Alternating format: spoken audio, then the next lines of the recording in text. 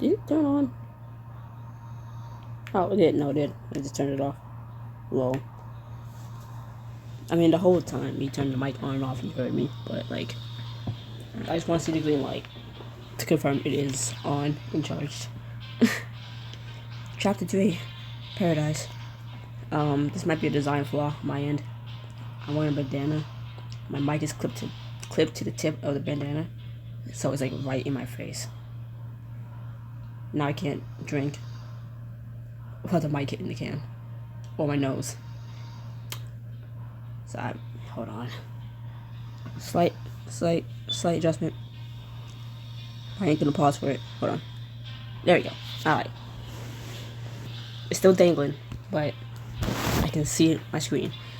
Grant's shadow fills the doorway, and the candle under the desk gutters in the drafting lesson. Gutters?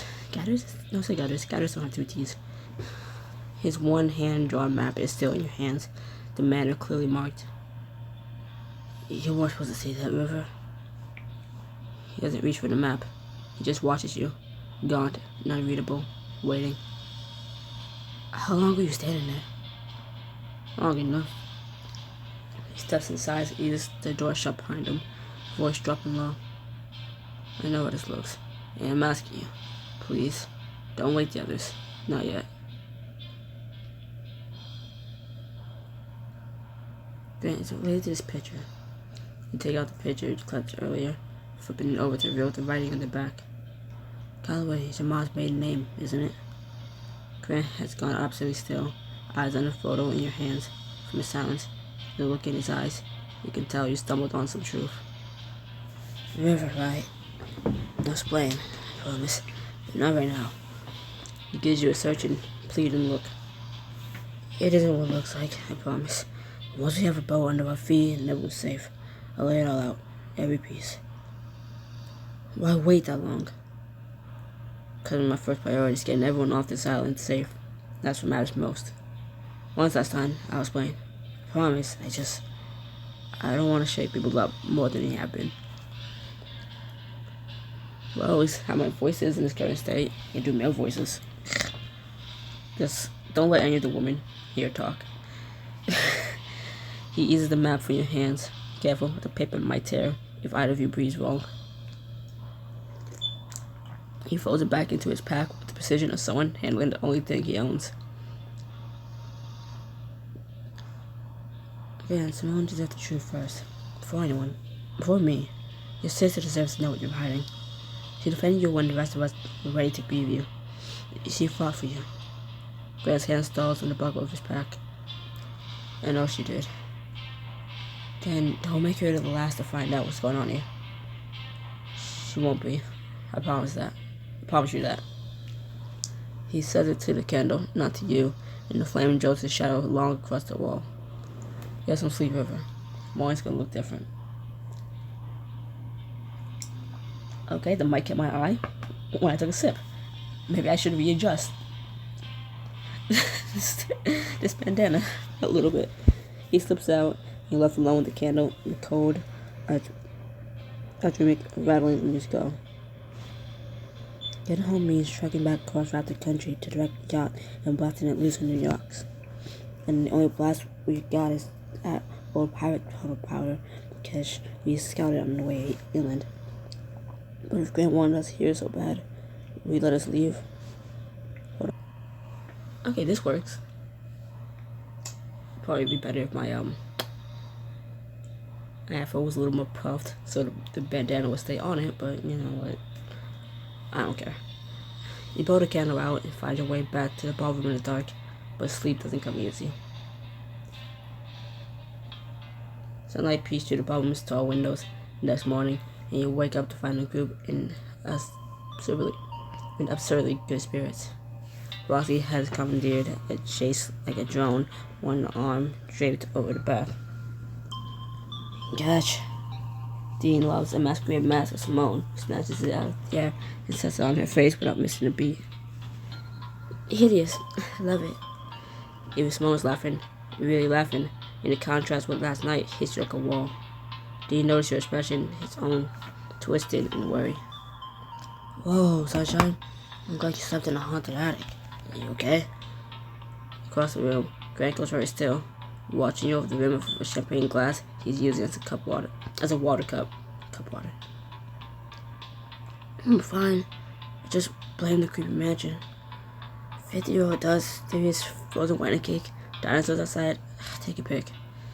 It's not my garbage, is what I'm saying. Welcome to the club. I dreamed the raptor stole my Alaska sandal. That's not a dream, Rox. That's prophecy. Grant exhales across the room, tension in his shoulders dropping, just barely enough for you to notice. Then most of us didn't get the best sleep of our lives last night. You know your eyes like Grant, wanting for him to say something about last night, but he stays tight-lipped. Roxy swings her legs off the chase and claps her hands once, hard enough to echo out the ballroom ceiling. Alright, if we're gonna be stuck in a haunted mansion, we're doing it right. We're doing a party tonight. A party? On a dinosaur island where I was shipwrecked. We find little raptors around. We just have one good night before we figure out the rest. I just think the noise could have chat. Come on, a glowy window. Come on, a glowy water keeps the dinos out. We're in a bubble, might as well enjoy it. Grant oddly is the most reluctant, his arms folded, jaw set. Not sure a party's the best idea. We don't know what else might be drawn to noise and light out in here. Grant, you literally stumbled back from the dead 2 nights ago. If anyone should want to celebrate being alive, it's you.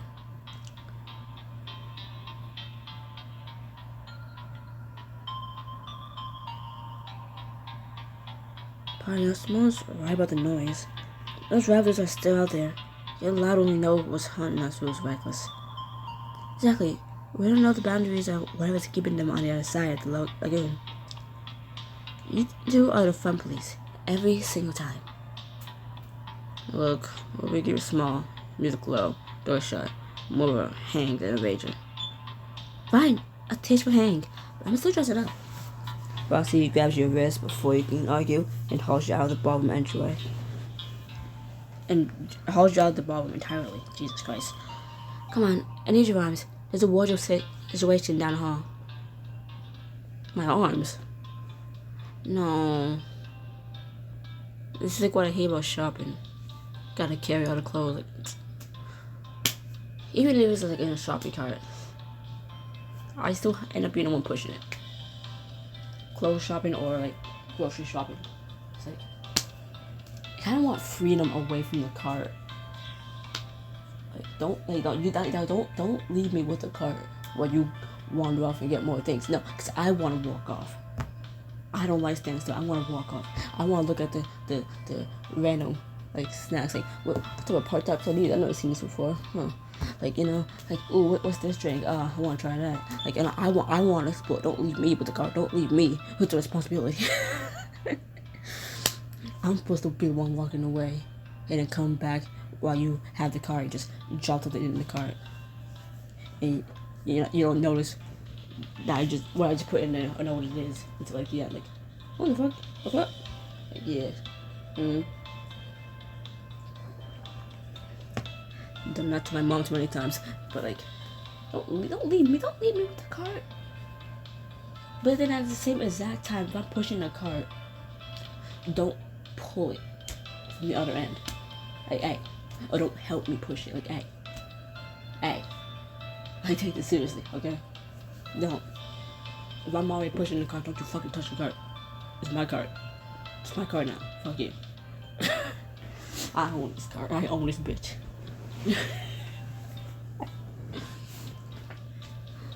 Or when you decide like you're not gonna get that many stuff, so you don't get a car, or you're in a basket, so then you just carry everything in your arms. Like I don't want to do that. I don't want. It's like my hands are small. Like if it maybe my phone's just fucking big, but like damn, my phone's bigger than my hand. Or no, it's the same size. Same size. Like, nah, I can't hold all this shit. And it's worse when it's closed. It's like, it's draped all over me. It's like, I don't know what to do with these hangers everywhere.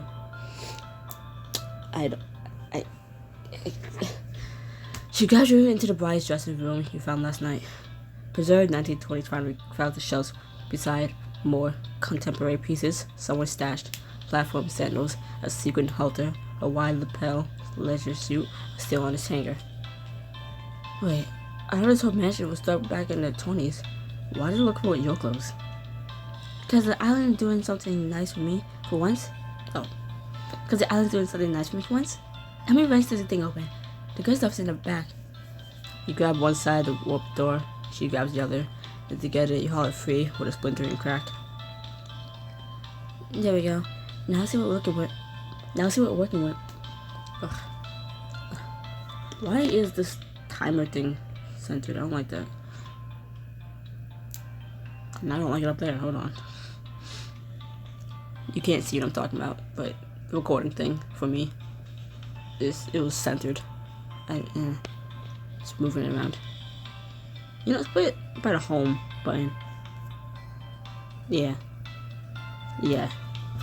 Not over by the clothes. Hanger thing.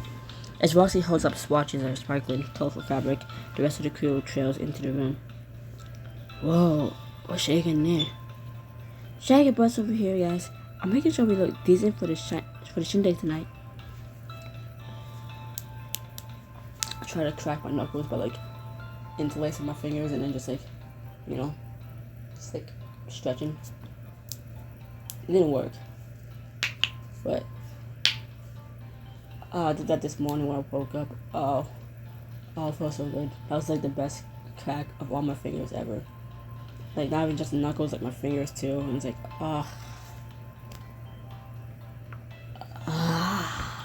everything felt loose.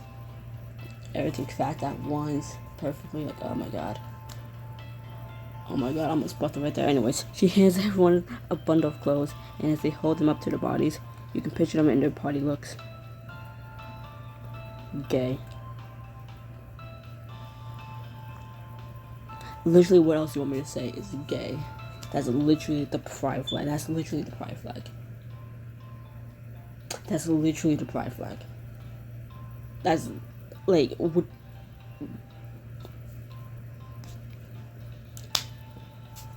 and she's the inclusive color on the fucking progressive flag. You know, the brown. Gay. But that looks cool.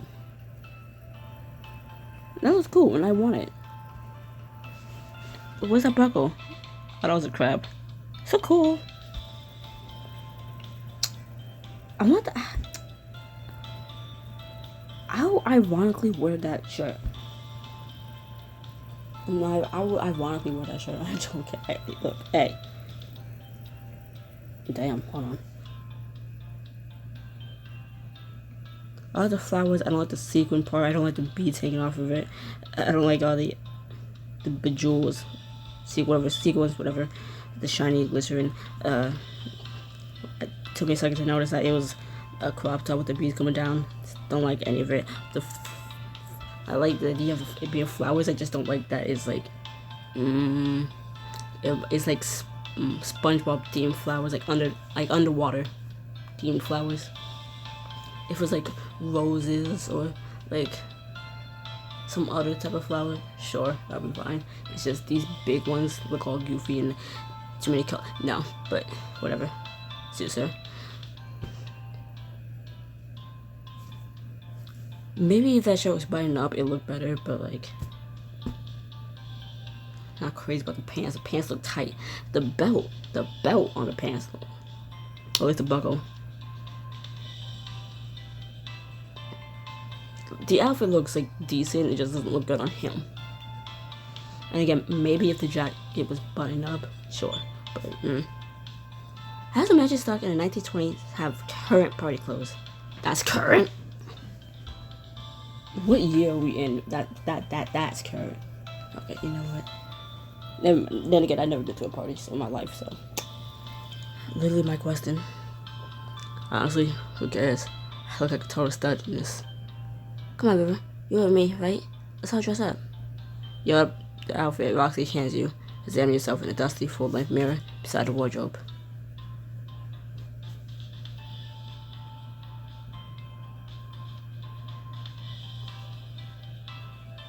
Hold on. I'm gonna take my drink. Right, I'm gonna take my drink. I'm gonna get up. I'm gonna pace a little bit. Now, didn't I just say the flowers on Simone's? I don't know what you call that. Her outfit. The flowers on it look a little too, like,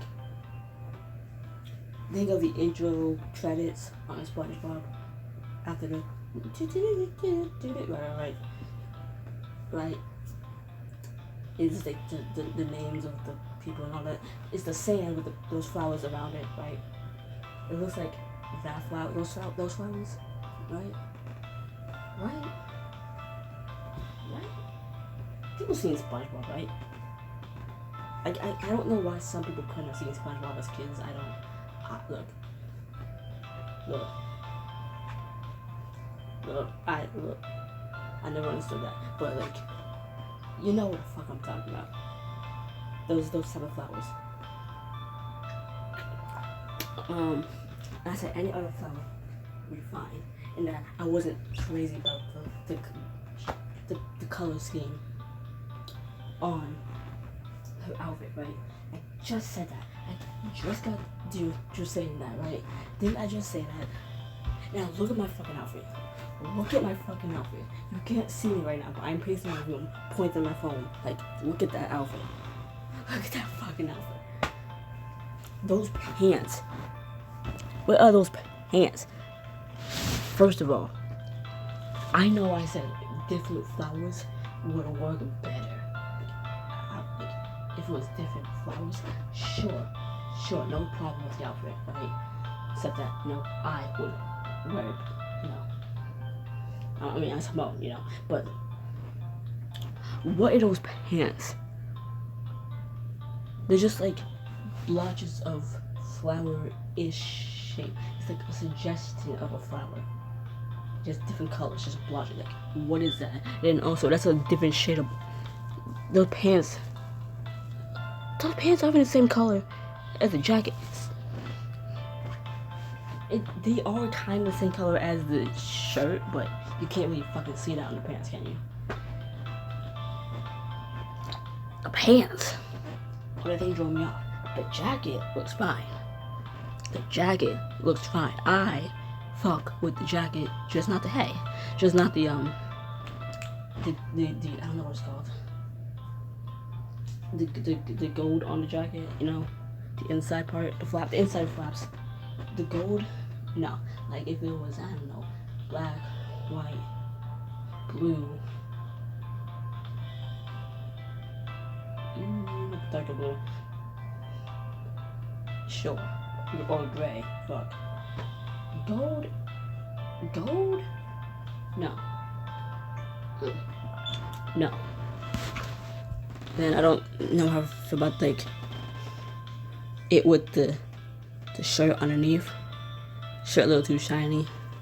And I don't know how blue and brown goes together, but like, And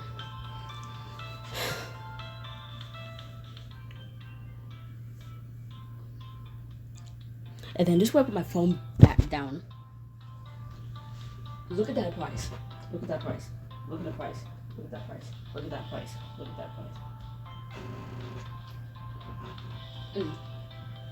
this time I'm gonna take it on my room. Hold on.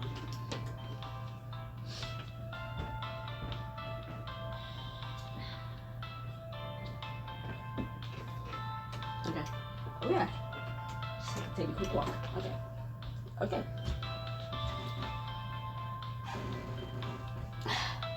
If I keep doing this, I'm gonna finish my whole drink right here. Okay. I was saving up diamonds for today, for this book. And I said, why am I reading chapters of America's Most Eligible when I'm trying to collect diamonds for the next chapter of this? And then just read Most Eligible whenever the fuck, because, this book and Scream For Me or VIP or only, right? So like get them out of the way before the book that's open to everyone. You know? Like, whatever. And that's it. I probably should have read because at least I would have the 300 right now. Which would be fine for this book because it's starting to get expensive, right? What the fuck do you mean is 45 diamonds for like everyone to dress up? Ain't no other book have done that. It's usually, hey, here's your character. Do you want to buy a new outfit for them? And usually only you who gets a new outfit. And then sometimes you'll see the other characters. Typically, mostly you like your love interest in a different outfit, right? But that comes free. Sometimes in like a formal event, right? You got a new outfit, right? New shiny outfit, and you see your love interest dress up in their formal outfits.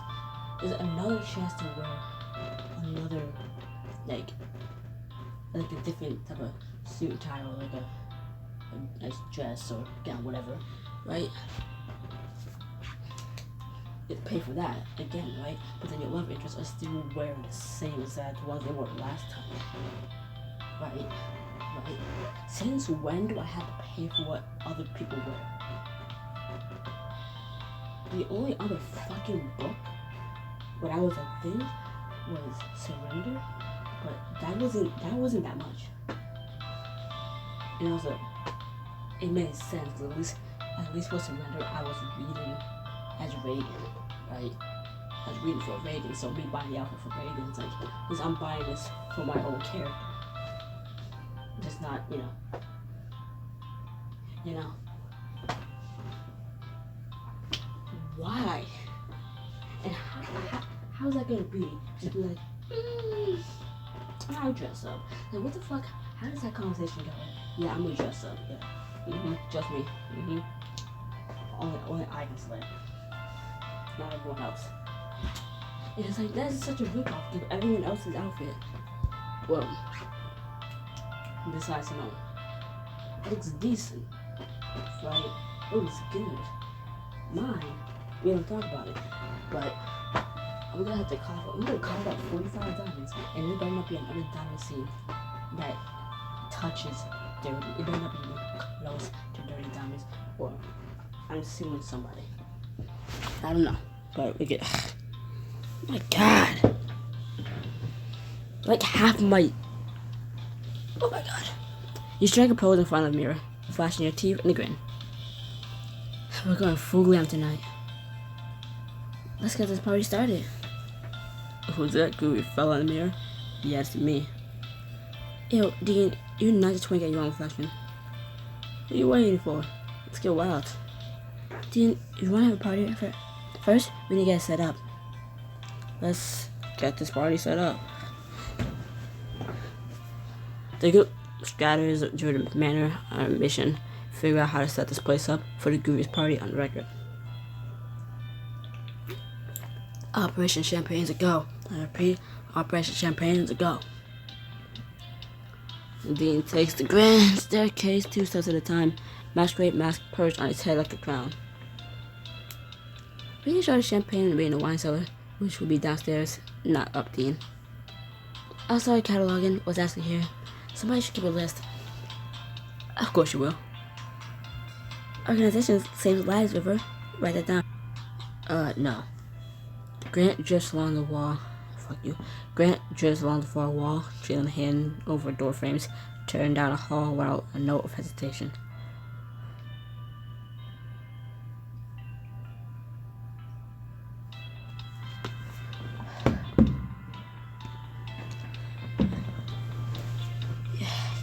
You touch Simone, speaking low enough that the others don't hear you. Does he look lost to you? Simone's pencil stalls on her notepad. Blythe follows her brother around the corner. No, he doesn't. He walks around his place like he knows it. I noticed. She chews the inside of her cheek, then tosses the pencil behind her ear with more force than it needs. He's always been good with his directions. That's all this is. I get negative points. He pushed Simone around the corner. Grant turned, finding yourselves on a narrow surface stair, the wood growing under each step. Grant, where you halfway down, a rotted floorboard cracks under your foot without warning. Whoa. Your leg punches clean drill, splinters biting its chin, and the floor crumbles beneath you. River. Grant lunges back up the stairs, grabbing your arm with both hands, knuckles wide around your wrist, see how you're onto solid wood. I got you. Don't move. He braces you against them until the broken boards stop shifting, one hand flat between your shoulders. River, are you okay? Yeah, I'm fine. Can't see your brother's reflexes. Grant doesn't let go immediately, checking the stairs behind you, then your face. You sure? Nothing twisted.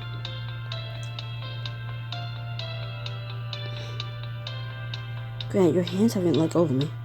For someone who wants me to be careful, you're still holding on pretty tight. Grant glances down at his hands. One wrapped around your wrist, the other still against your back, and doesn't move them. My problem is that I keep skipping lines when I read. Like, I glance the whole paragraph before I read. So then I'll see a word in the paragraph and then read that word sooner than it should have come up. It's like, it's not that I can't read.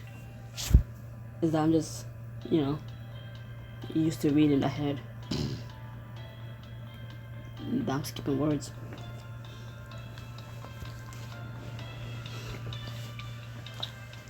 So used to reading ahead at the den class. Anyways, glances down his hands. Yeah, read that. Okay, just checking. Let's go check. Force habit. Some habit. His arm shifts against the inside of your wrist. Barely a movement, and the stairwell gets very warm. Would you prefer I let go? I didn't say that. Smoke is a jolt loudly from the 2 steps below you. I'm standing right here. Grant released you with a low laugh, and just as you were ahead of him down the stairs, tested each board before he lets you step. Cellar smells damp, stone walls sweating in the heat, and Dean lets out a whoop that echoes off every surface. Woo! Japa! The champagne rack lines the far wall. Dozens of dusty bottles still corked, labels yellowed, but intact.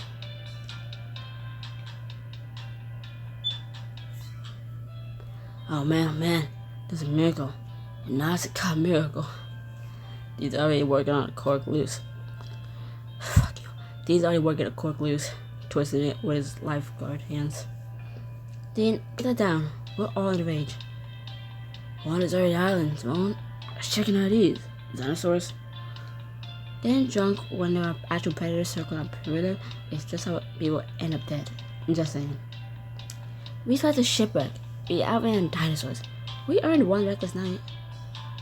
Roxy and Dean high-five each other. Fuck you.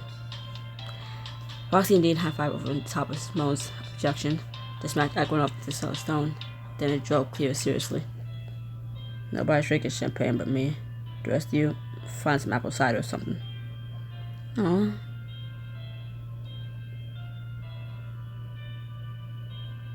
I wasn't here. I still pass on y'all go. Come on, River. Live a little. I'll get her back. Come on, River. Live a little. It's called having survival instinct, Dean. There are still dinos out there everywhere. There's still dinos out there somewhere. We're lost. More for the rest of. Grant grabs a bottle out of Dean's hand with another stern look. I said not. On a Grant's third gaze, you find some sparkling apple cider, hauling the glass bottles back upstairs in armfuls, glass clicking with every step. If we're all underage, which, except for Grant, it seems like, if he's the only one who can drink alcohol, why are we able to be flirting with him and, possibly romance him? We're only 3 chapters in, but, even then, it seems like... No, not seems like. We can romance every single one of them. And if Grant's the only one who can drink. I guess when I think underage, I think of like under 18. So I guess we're all like 20 to 18. And Grant's just the only one 21 plus. I think underage, I think like minor. I think minor. And like, oh. But we are going into college. That's what this whole thing was about. The whole, while we're on an island, we were just like trying to celebrate the whole yacht thing and everything. It was like everyone good time together before getting ready to go to college. Yeah, I remember that. I just remember that. Oof. That's my fault. Because at first I was like, hey, hold on. Ain't that a little sketchy for underage, but we still can romance the one dude who it seems like he's not underage. Because if he can drink alcohol, why can't we drink alcohol? Oh, we're underage. Oh, so why can he underage as we're under 21? I got it. I got it. I got it. Underage in this context means under 21. Under the drinking age, not the legal age. I got it. Yeah, I'm just slow. It's only 12. This is early for me. Damn. Yeah, I'm so tired. I'm still tired. I did read this. Yeah. I'm not reading it again. Fuck you. On the way through the halls, Simone wanders into a side parlor and goes dead quiet. Simone? What is it? She's standing in front of a battered, wind-up gramophone with a stack of brittle 1920s records leaning against its brass horn. Dusty like everywhere else. It's a gramophone. An actual working gramophone. She cranes her handle with the care of someone handling a museum piece, and for once the valedictorian isn't being careful at all. She's grinning. The needle catches and teeny jazz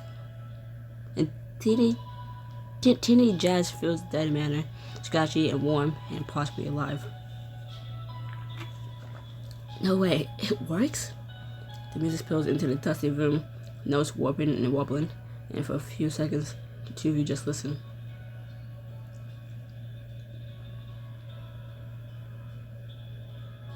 So don't dance with me. You found the music. Seems only fair you get the first dance. You hold out your hand, palm up in the dusty parlor light. There's no dance floor. We're in a parlor, covered in dust. I heard music. I see you. Yes, dance floor. Her lips press together, fighting it. She takes your hand, lets you pull her into a clumsy spin around the parlor. Neither of you knows the step, just stumbling and laughing, the gramophone crackling between you. We look ridiculous. Completely. Best dance I ever had. The spin slows. She's closer than she meant to be, her hand warm at yours. Same. Suddenly, you feel something, a tug, drawing you deeper into the parlor. You dig the brass compass out of your pocket, the needle holds steady, aimed at the far corner of the room. I don't think that was a diamond choice to keep the compass. I think it was just me choosing to keep the compass. Like, I want a compass. I don't want to look back in a video just to confirm or deny that fact, but and if I do that, you're gonna only hear about like what next week when a new chapter releases. I'm also gonna tell you in the difference of the book. Like, oh yeah, so in Endless Summer, the compass thing, I did look at the video and I didn't pay for the diamond scene. I didn't pay diamonds to keep the compass. I just kept it, or I look back at it and I did have to pay to keep it. Like, that is possible.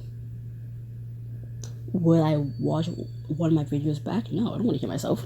The fuck. The fact that you people are watching this is one thing. I'm not rewatching these to hear myself. The compass it's actually holding a bearing for once. On a low table, half buried under a moth-eaten cloth, sits a small amber figure. Even from a distance, you can feel it. A faint, steady warmth, a hum that prickles your skin. Do I know that Amber thing is an idol? Oh my god, it is!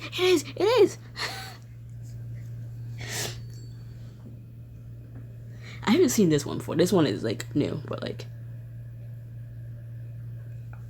And the laws of endless summer pick up every single idol you see, or close to the end of the book when you desperately need all idols is gonna make you pay way too many diamonds just to have all of them. Trust me. This if I know anything from the last 3 books, this series is a bitch. Literally, not even in narration, a character told you to write, to make sure you have a pen and paper. It was like highlighted in a different color. It's like, yeah, get pen and paper as you're like looking through everything. I'm like, shit, hold on. I still haven't been able to figure it out on my own with pen and paper. I have been writing it down. I just locked both notebooks where I had it written down. So I had to rewrite it every time, but you know, Google. Just Google it. I try. I give it a good try and then I give up. Because you pull the cloth aside and lift the idol. It's heavier than it looks and warm, like it's been sitting in the sunlight for hours. What is that thing? Emma catches the dusty light. Deep inside the figure, something pulses. A slow golden drop, like a heartbeat that isn't yours. It feels old, not 50 years old. All of the rocks under the island. The hum travels up your fingers and settles somewhere behind your ribs. You close your hand around it before you can think better of it. Tuck the idol into your pocket, where it sits warm against your hip, humming faintly. A little metal, remember the island, but by once offer it. Read that again. A little memento. I can't say that. Fuck it. A little memento to remember the island, but once.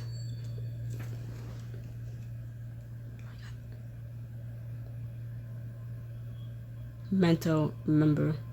Yeah, no, I can't say those words. A little memento to remember this island by. Once we offer it. In the old book, if you found an idol, and then the person who helped you find it touches the idol as well, you get to see into their future. Was it the future? No, it was the past. Not past. No, it wasn't past. It was like a different reality for them. They couldn't see that. Like, they couldn't see what you saw, but you saw the worst thing that could happen to them if you didn't save them. And once you got back from that, that vision, like, yo, what's wrong with you? And you're just all of a sudden very sad. You're like, what's wrong? And all of a sudden you just want to hug them. You just suddenly want to hug them, and they have no idea what's going on. You're just like, I just want you to know you mean so much to me. Like, thanks, you mean a lot to me too. You're being weird. Like, I just, trying to treasure this moment. Like, they won't die if you don't mess up, right? It's like that's how your character reacted. Like, oh my god. Like, your character don't know that, but it's like, shit. It's like, if Simone touched it, we would have saw how she could have died. Then book 3 of Endless Summer. There was these other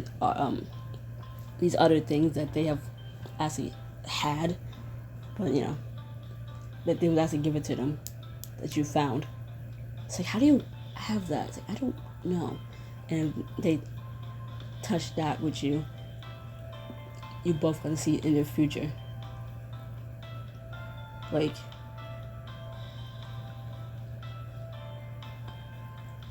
you got something for Alistair. I can't remember what it was, but you both, like, you held onto it with him while you're trying to save his life. because he was like giving up. You show it to him. He sees a future that he gets with Grace, and they have a kid, and it's like that helped him move forward. It's like cool. Don't have a kid on this island because this is not the best place to grow up. But yeah. The idol was a terrifying thing. What the fuck? The fuck?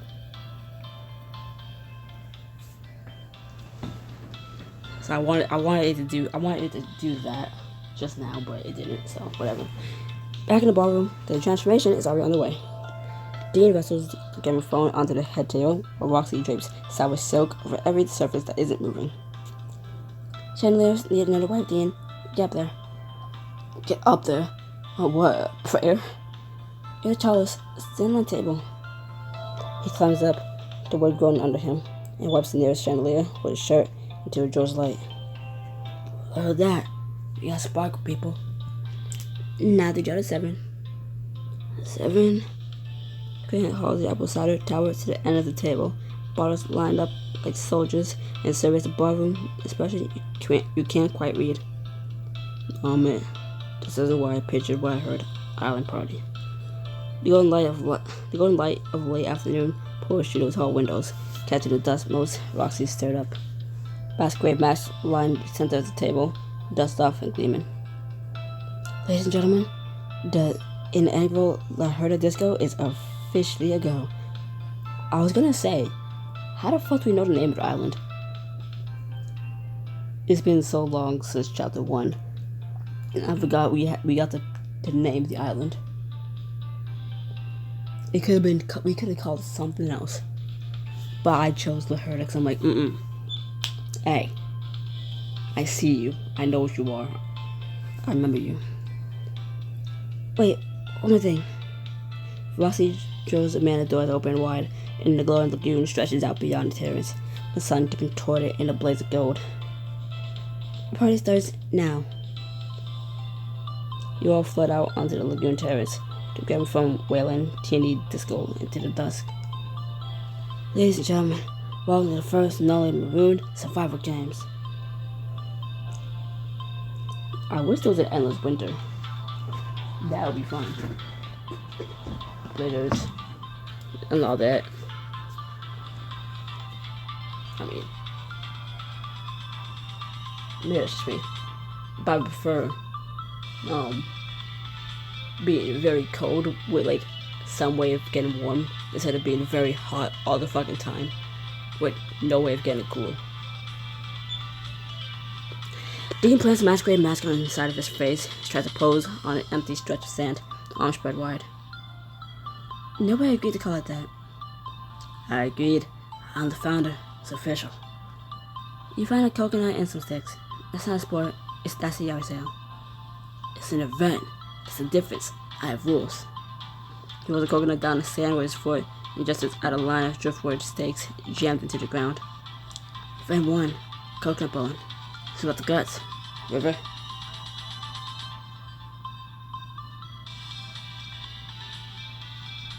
Do you not crush your coconut bowling? I know it's coconut to be had. I'm about to end your whole athletic career. Been tough someone chipped over a fly rock yesterday. You wind up and send the coconut bowling. Clips 2 stakes and sends them spinning into the sand. Yeah, okay, that was decent. Decent? That was a strike. That was 2 pins out of 5. In bowling, we call that embarrassing. In bowling, you use an actual ball at the end. Dean scoops up a second coconut and whips it sidearm. 4 stakes scatter. And that's a strike. Take notes. You're insufferable, and I want a rematch. Anytime, River. Anytime. Between rounds, someone cracks a bottle of the 50-year-old apple cider, and the reminiscence starts flowing. You guys remember the graduation party? When Dean tried to do a keg stand and kicked the stereo off the table? Dean knocked the stereo. I bumped it. With grace. You're not into the pool, Dean. And then you volunteered to fish it out, like here's the pool filter. We don't talk about the pool filter. We absolutely talk about the pool filter. It's my favorite story. The family sent the bill to the school. They did not send a bill to the school. They did. Coach Davis showed it to me. Coach Davis is a liar and a traitor.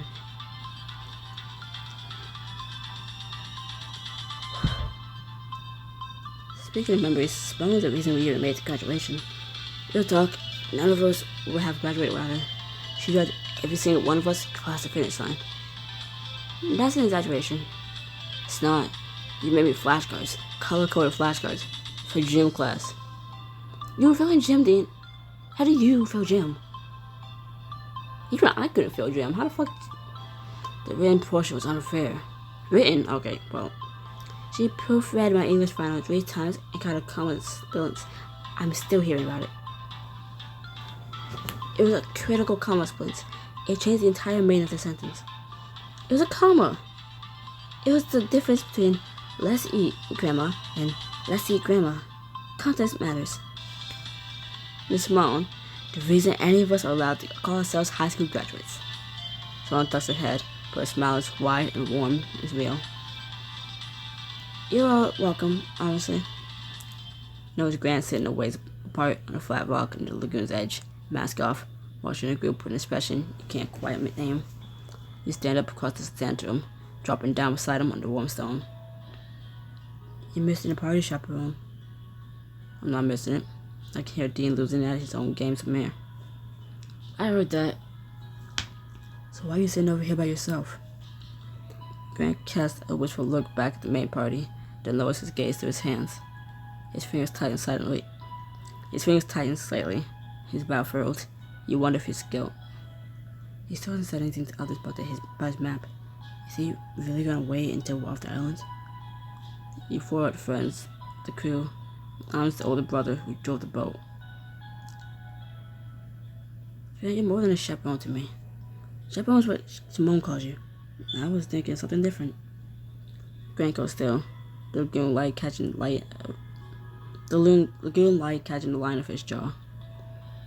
Something different. Haven't figured out the word yet, but it's not chaperone. His eyes hold yours a beat too long, and the corner of his mouth lifts. I lose romantic interest with one, gain with another. Though I'd rather have it back with Roxy. Roxy. Till Grant confesses about the map. I don't want his love, I want Roxy's. I want Roxy back. Girl, I miss you. Roxy! Roxanne. Sorry. When you figure it out, I like to hear it. You'll be the first to know. He looks away toward the lagoon, but his shoulders stay pressed against yours. You lower your voice and all else can hear. For the record, even after last night, I don't think you're a bad person. I think there's an explanation for the map. And honestly, I think if you just told everyone now, we'd all understand. He presses his lips together, fidgeting slightly. I'm not ready. I need to make sure everyone can get out of here safe first. Please, River. He holds his gaze for a few moments, feeling a twinge of disappointment, but you nod. Okay, I'll hold you to your word. It's good, I swear. I feel like there's gonna be a part where it's like he tells us about it and everyone's gonna be like, oh, it seems like you, River, clearly knew what he was hiding. So why didn't you tell us sooner? Like, I was keeping the man's secret. We don't need to all turn on each other right now. Hey. I realized one of my fingers snapped too close to the mic. But he could live. I just feel it's like, so you knew about this and you didn't tell us? Like, it's not my business to tell. But it's sketchy. You admit it's kind of sketchy, right? Yeah, and you didn't tell us. What? You didn't warn any of us about this. So if you you could have been knew about this, had some heads up, but you decided not to tell us, River. Let's not all target the River. It is the Grant who is the mastermind of this thing. He did what it. This is his doing. I just had the secret. You think I wanted that? I was trying to get him to tell you all though. Hey. You nod, and Dean calls your name from the heart of the party. You grant a small smile. then head back to the rest of your friends. The night deepens, the bottle's empty, and energy on the terrace shifts from rowdy to something warmer. Firelight from the terrace torches ripples across the lagoon's glow, and far out over the water, faint blue, red lights smear the sky in slow ribbons. Are those stars moving? As disco in the sky rocks, the island's showing its own party. Your friends all spread out as the gramophone shows the waltz, slow waltz, each taking in different wonders of the island. If the text will move off the screen, this will be a nice screenshot. And as your eyes travel around them, they each catch your eye in turn, a welcome in their gazes. Mother! 35? Hold on. 25, and then it was 20, and then plus 35. 100 motherfucking times for what?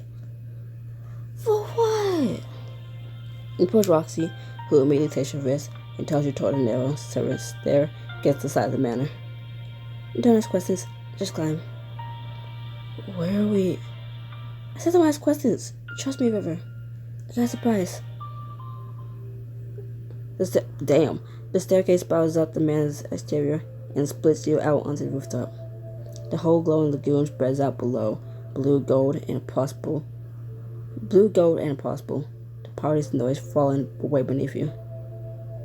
Whoa. See? Worth it.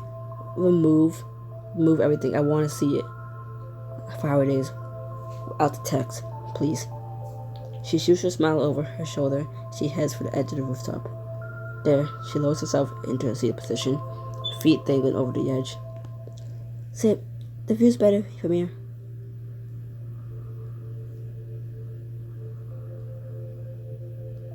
Roxy, I said anyway, pointed. Rooftop, glowing lagoon. Anywhere as an excuse to sit next to you.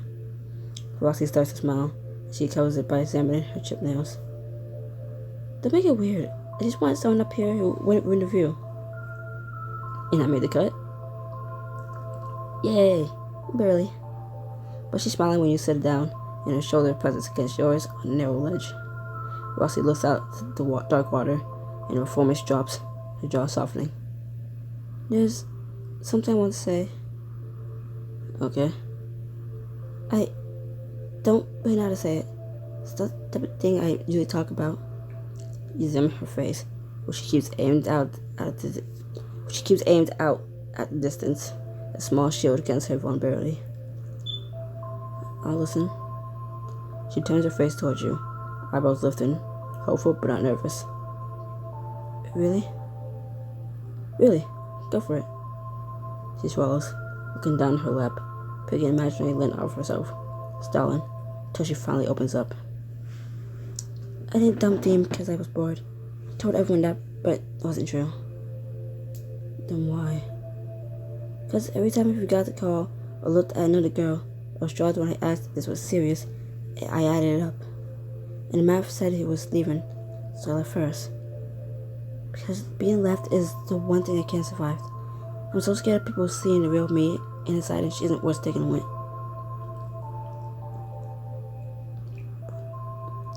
Roxy, I'm not going anywhere. I know it doesn't fix the math in your head, but I'm here, and I'm not doing the math. Everyone does the math eventually. Not me. I'm terrible at math. Ask Simone. She lets out a wet laugh. The sound startled out of her. That's a really stupid reason to trust someone. And yet, her shoulder settles more firmly against yours, and some of the tension goes out of her hands. You're a really good friend, River. I told you. So let's keep sticking together. I like that. Far over the water, blue and red lights streak with the sky in slow ribbons like fireworks set to the wrong speed. What is that? The amber glow off the lagoon catches her in her eyes, and for once, Roxy isn't performing. She's just watching the impossible sky beside you. Magic. Scooter's Island. How dare it be so scary and so amazing at the same time? The world is full of paradoxes. You know the rocks. Paradoxes. She turns towards you, eyebrows raised. Did you call me a paradox? In the best way. Paradox. Her expression softens and holds yours, close enough to share a breath, waiting.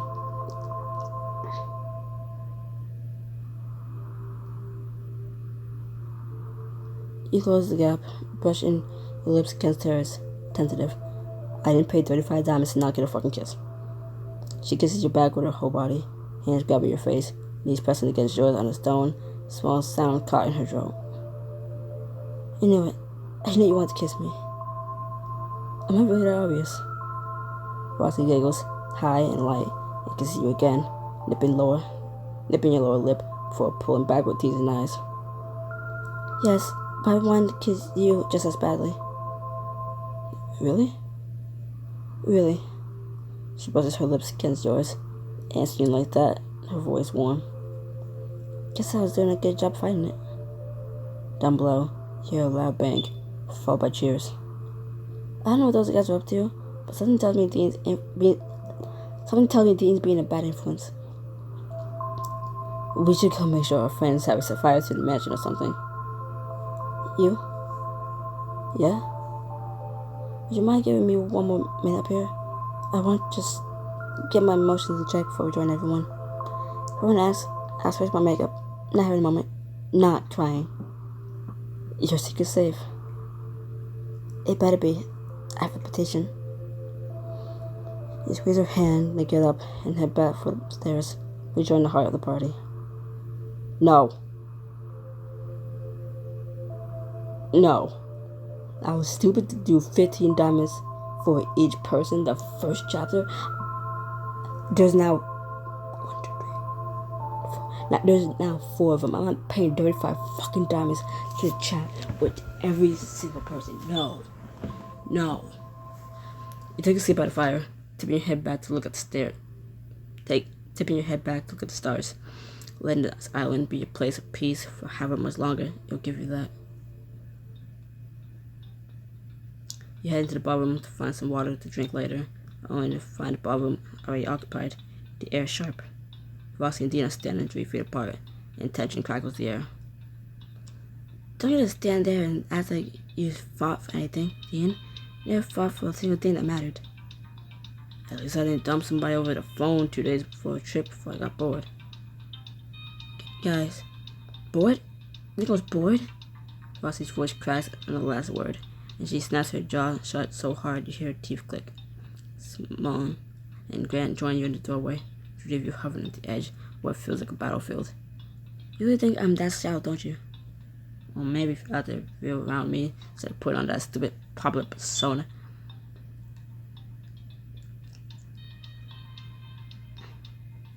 Dean, that's too much. You're taking her side? No, stopping you from saying anything else you'll regret later. Dean's jaw works. He looks away, fist balled on his sides. Fine. Maybe that was low. Maybe?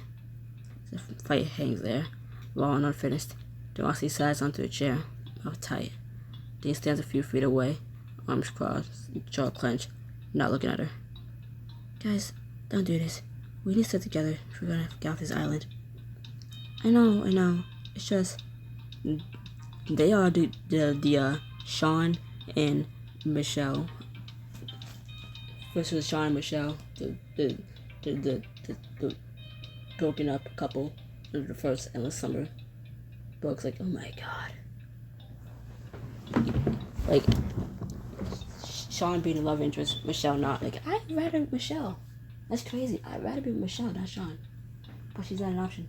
So, bummer. But she has kind of like the same personality as like Roxy. So, Roxy being a love interest is like, hey, that works for me. She meets your eyes, and the rooftop comes back to you. You give her an encouraging nod. She looks up at Dean, balls her fist, and spills it all in one breath. I love you first because I was sure you were about to do the same to me. What? I could tell you weren't interested anymore. I could feel myself losing you, and that freaked me out. It made me feel like I wasn't good enough. It wasn't worth staying with. So I didn't break up with you because I was bored, like I said. And I know that was total cupola of me to tell you I did. And I really am sorry about it, okay? Dean stares at her for a long beat. Chandelier shifting shadows across his face. So I acted the way I did, colder, more distance, because I thought you would get bored of me sooner or later. I figured it'd be better if it was sooner, so it hurt less when I did. So it hurt less when I did. So we both screwed things up for ourselves. Ugh, sounds like it, huh? They look at each other, and something shifts between them. Some sort of release, and a smile twitches across Dean's mouth. We should have just stayed friends, shouldn't we? Probably. A deep rumble rose up through the main stone floor, sending dust raining from the rafters. Glasses rattle off the table. The gramophone arm skips and dies. Earthquake? Everyone grabs for something solid. The rumble holds for 3 horrible seconds, then it fades to a low vibration under your feet. That wasn't an earthquake. That wasn't an earthquake. Spawn runs back outside, and you all follow. You find her staring out the mansion. You find her staring out at the mountain peak visible over the forest. Simone, what's going on? It's a volcano. I've been watching the peak all day. There's a venting plume in the west face. I saw ash in the wind. I didn't say anything because I didn't want to scare anyone, but I think this island is a volcano. I could have told you that. Why? How? I've been there before. I played these games before. You know? Realize, you know? Realize. A volcano? Smell. How much danger are we in? Volcanic activity exists on a spectrum. Minor tremors don't necessarily indicate an imminent eruption. Necessarily. That is doing a lot of heavy lifting right now, Simone. No. Vance pointing at the mountain, the volcano, and you see it too. At the very peak, a low amber glow. Oh my god, it's gonna erupt. Yeah, River and I found that cache of dynamite. We could block the whole free and sail away. Okay, but just back across the country. How do we get there? Not to mention you got enough dynamite without getting shredded. Someone looks at a broken sound. You look at her. It takes you a second to recognize what's in her hand. Old paper, creased and worn, covered in ink. Grant's map. It smells shaking hands. I found this in your pack, Grant. The air on the terrace goes cold. Simone. It is the island, drawn in your handwriting. The man is circled. The route we took marked out step by step. She holds it up, and the firelight catches every line, every landmark, every deliberate ink stroke. You knew this place was here. You knew it before the wreck, before the trip, before any of it. Her voice breaks on the last word, and the map trembles in her grip. You read the book, Grant. You moved us here on purpose. Ooh, child.